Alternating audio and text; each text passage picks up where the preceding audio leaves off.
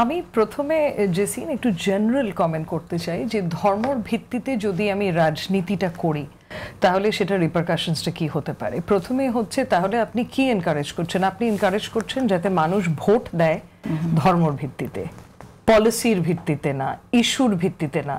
আমার কি পলিসি বা আমার দল কি কি ইস্যুসকে প্রমোট করবে সেটার ভিত্তিতে আমি ভোট চাইছি না, আমি ভোট চাইছি আমার ধর্মের ভিত্তিতে। এটা আমাকে সাংঘাতিক আনকমফোর্টেবল করে, কারণ এটা প্রথমত তো হচ্ছে যে পলিসিগত এবং ইস্যুগত দিক থেকে সবার নজর কিন্তু সরিয়ে ফেলে তখন, এটা এক। দ্বিতীয়ত হচ্ছে এটা সমাজকে শতভাগে বিভক্ত করে, এটা কখনোই ইউনিফাই করে না সমাজকে, এটা বিভক্ত করবে, specially along the lines of religion. তারপরে হচ্ছে অন্যান্য ধর্ম যারা চর্চা করে তাদের বিরুদ্ধে বৈষম্য তখন বেড়ে যাবে, বিশেষ করে মাইনরিটি রিলিজিয়াস গ্রুপ যেগুলো আছে। তারপরে হচ্ছে গিয়ে যে ট্যাগিং এর কালচারটা এনকারেজ করবে, মানে বিশেষ করে আই থিঙ্ক নারীরা এটার ভিকটিম হওয়ার চান্সেস অনেক তখন বেড়ে যাবে। মানে একটু প্রগ্রেসিভ কথাবার্তা বা নারী অধিকার নিয়ে যদি কথাবার্তা বলে তখনই তাকে নাস্তিক, বেধর্মী বা নানা ধরনের অকথ্য ভাষায় গালাগালি অনলাইন করা শুরু হবে, ট্রোলিং করা শুরু হবে। এগুলো আমাকে অত্যন্ত আমার আশঙ্কাজনক মনে হয়। তো এর জন্যই ধর্মের ভিত্তিতে, ধর্মকে ফ্রন্ট এন্ড সেন্টার রেখে যদি যে কোনো দলই হোক না কেন রাজনীতি করে, আমার মনে হয় এটা ওভারঅল গণতন্ত্রের উপরে একটা ঝুঁকি হয়ে দাঁড়াবে। সো এটা হচ্ছে আমার জেনারেল, আমি কোনো দলের নাম নিচ্ছি না, যে কোনো দল যদি সে ধর্মের ভিত্তিতে রাজনীতি করে। তো এই কথাটার পেছনে তো কোনো যুক্তি আমি খুঁজেই পাইনি। ইনফ্যাক্ট আমার মনে হয়েছে এটা সমাজতান্ত্রিক পিতৃতান্ত্রিক সমাজ ব্যবস্থাটাকে আরেকটু পারপেচুয়েট করার একটা লক্ষ্যে এই কথাটা বলা হয়েছে। কারণ হচ্ছে গিয়ে 5 ঘন্টা পর্যন্ত সীমিত করে দেবে, তার অর্থটা কি? এটার অর্থ তো সহজ, তার মানে তখন আপনি বাধ্য করবেন যারা এমপ্লয়ার তারা তখন কম নারীদের এমপ্লয় করবে, অ্যাজ সিম্পল এজ দ্যাট। তারা তখন পুরুষদের দিকেই ঝুঁকে যাবে, কারণ পুরুষরা আরো বেশি আওয়ার্স পুট ইন করতে পারবে। তো আমি ওনার সম্পূর্ণ বক্তব্যটা কি ছিল, এটার কনটেক্সট কি ছিল, আদৌ কোনো কনটেক্সট ছিল কি না এগুলো আমি জানি না, বা যতটুকু পত্রপত্রিকায় দেখেছি অনেস্টলি এটার পিছনে কোনো মানে একেবারে অযৌক্তিক একটা কথা মনে হয়েছে। এবং আমার মনে হয়েছে এটা ইভেন্চুয়ালি এই নারীবাদী মুভমেন্ট বা এই উইমেন্স রাইটসের জন্য যে আমরা সবাই লড়াই করে যাচ্ছি এটাকে অনেক ধাপ পিছিয়ে দেবে। কারণ 5 ঘন্টা পর্যন্ত আপনি রেস্ট্রিক্ট, সরকার কিভাবে রেস্ট্রিক্ট করে 5 ঘন্টা নারীর মানে ঘন্টাকে রেস্ট্রিক্ট কিভাবে এবং কেন করবে? মানে আমি বুঝতে পারিনি উনি বলতে কি চাচ্ছেন, যে করার কারণটা কি, এটাতে নারীরা উপকৃত কিভাবে হবে? তাহলে আরো সময় ফ্রি হয়ে যাবে, আমরা বাড়িতে গিয়ে ঝাড়া মোছা, কাপড় ধোয়া, রান্নাঘরে রান্না বান্না করতে পারবো এটার জন্য, এবং তার জন্য আবার আমাদেরকে পুরস্কৃত করা হবে।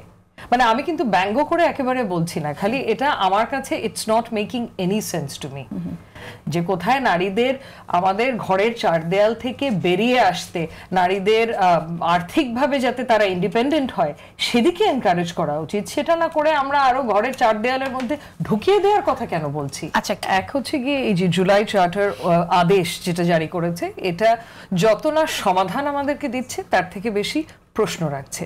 প্রথম প্রশ্ন যেটা সাইদ অলরেডি মেনশন করেছে সেটা হচ্ছে এই যে আদেশ জারি করার ক্ষমতাটা আমাদের রাষ্ট্রপতি কোথা থেকে পেলেন? আমার জানা মতে আমরা কিন্তু সামরিক শাসনে নেই বা কোয়াজাই সামরিক শাসনে নেই, আমরা এখনো কনস্টিটিউশনাল ডেমোক্রেসি। যদি আমরা কনস্টিটিউশনাল ডেমোক্রেসি হয়ে থাকি তাহলে আমাদের সংবিধান অনুযায়ী দেশ পরিচালনা করা হচ্ছে। সংবিধানে কোথায় আছে যে রাষ্ট্রপতি এরকম একটা আদেশ জারি করতে পারে? সংবিধানে আছে অধ্যাদেশ বা অর্ডিন্যান্স জারি করতে পারে, সেটা আর্টিকেল 93 তে দেয়া আছে। অর্ডিন্যান্স জারির মাধ্যমে কি সংশোধন করা যাবে? সংবিধান করা যাবে না, সেটাও উল্লেখ করা আছে। কারণ আমরা এখনো একটা সংবিধান মেনে চলছি, সংবিধান অ্যাব্রোগেট করা হয়নি, সংবিধান সাসপেন্ড করা হয়নি, এটা সামরিক শাসন আমল না। আচ্ছা, দ্বিতীয় প্রশ্ন যেটা উত্থাপন করছি সেটা হচ্ছে গিয়ে সংবিধান নর্মাল কোর্সে আমরা কিভাবে রিফর্ম করে থাকি? নির্বাচিত সংসদ, 2/3 মেজরিটি, তারপরে প্রেসিডেন্ট তার সম্মতি দেন, অ্যান্ড এখন যেহেতু 15th অ্যামেন্ডমেন্টের জাজমেন্টের মাধ্যমে গণভোটের প্রভিশনটাও আবার রিইনস্টেটেড হয়েছে। তো নর্মালি এভাবে আমরা সংবিধান সংশোধন করে থাকি। আচ্ছা, তাহলে এই যে এরকম একটা আদেশ দিয়ে যে জুলাই চার্টার ইমপ্লিমেন্টেশনের জারি করলো, এটা কিন্তু ফিউচারে আইনগত চ্যালেঞ্জ হওয়ার একটা হাই সম্ভাবনা আছে, এবং এটাই আমাকে সবচেয়ে বেশি নার্ভাস করছে।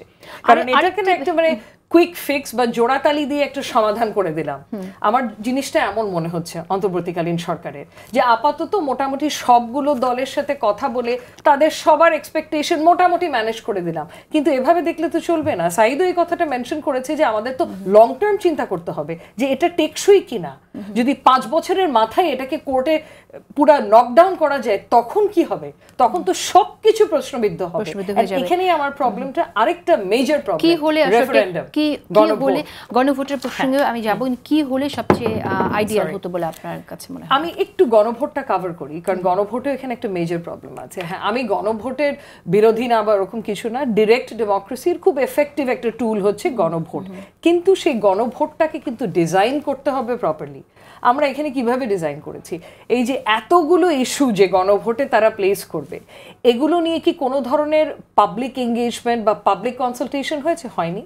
রাজনৈতিক দলগুলোর সাথে বসেছে, ঠিক আছে, কিছু হয়তো সুশীল সমাজের লোকজনের সাথে বসেছে, বাট এক্সটেন্সিভ জনগণকে কি বোঝানো হয়েছে, এঙ্গেজ করা হয়েছে? হয়নি কিন্তু একেবারেই।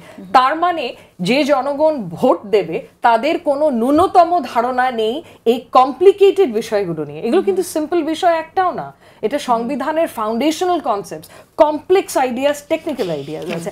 এখন কিভাবে প্রশ্নটা উত্থাপন করেছে, ইয়েস নো, কিন্তু তার মধ্যে 1000টা ইস্যু ঢুকিয়ে দিয়েছে। তো এই 1000-এর মধ্যে যদি আমি 500টা ইস্যুতে রাজি হই, বাকি 500টাতে আমি না দিতে চাই, তখন আমি কি করব? মানে এটারও কিন্তু কোনো। তারপরে আরেকটা প্রশ্ন হচ্ছে যে যদি আমি না দেই তাহলে কি হয়? তাহলে কি যে গণপরিষদটা গঠন করা হবে তাদের সামনে তখন এটা উত্থাপন করা হবে না, প্লেস করা হবে না? যদি না ভোট করা হয় তখন কি হবে? সেটা তো তখন পরিষদ সিদ্ধান্ত নিতে পারবে যেটা আবার আলোচনা হবে কিনা, সেই স্বাধীনতা মানে ওটাও কিন্তু নেই আদেশে, স্পষ্টীকরণ করা হয়নি যে না হলে কি হবে, ধরেই নেওয়া হয়েছে যে হ্যাঁ হবে।